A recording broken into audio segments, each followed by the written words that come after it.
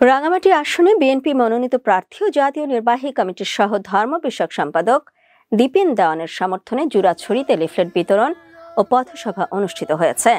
18 November সকালে জুরাছড়ি উপজেলা বিএনপির উদ্যোগে যক্ষা বাজারে সাপ্তাহিক হাটে এই লিফলেট বিতরণ করা হয়।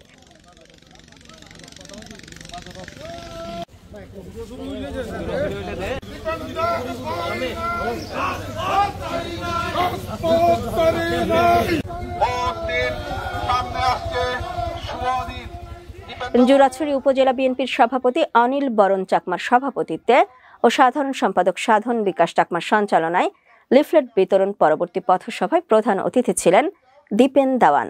এ সময় উপস্থিত ছিলেন জেলা বিএনপির সহ সভাপতি সাইফুল ইসলাম চৌধুরী ভুট্টো, সুশোভন দেওয়ান আগা, বাবুল আলী, যুগ্ম সম্পাদক আলী বাবর, দেবজ্যোতি চাকমা, সাংগঠনিক সম্পাদক শাশ্বত চাকমা রিঙ্কু, জেলা বিএনপির স্বাস্থ্য বিষয়ক সম্পাদক ডাক্তার পরেশ খিসা, শিক্ষা বিষয়ক সম্পাদক বাবু শিবলি শান্তি চাকমা প্রমুখ। প্রধান অতিথির বক্তব্যে দীপেন দেওয়ান বলেন, বিগত ফ্যাসিস্ট সরকার বাংলাদেশের অগ্রযাত্রাকে পঙ্গু করে দিয়েছে। উন্নয়নের নামে তারা দেশের সম্পদ লুণ্ঠন করেছে। ফ্যাসিস্ট সরকারের পতনের পর বর্তমানে সারা দেশের মানুষ দেশনায়ক তারেক রহমানের নেতৃত্বে ঐক্যবদ্ধ। দেশের কল্যাণে জনবান্ধব সরকার গঠনে ধানের শীষে ভোট প্রদানের জন্য তিনি সবাইকে আহ্বান জানান। পথসভায় বক্তারা তারেক রহমান ঘোষিত 31 দফার আলোকে বিএনপির ভাবনা তুলে ধরেন।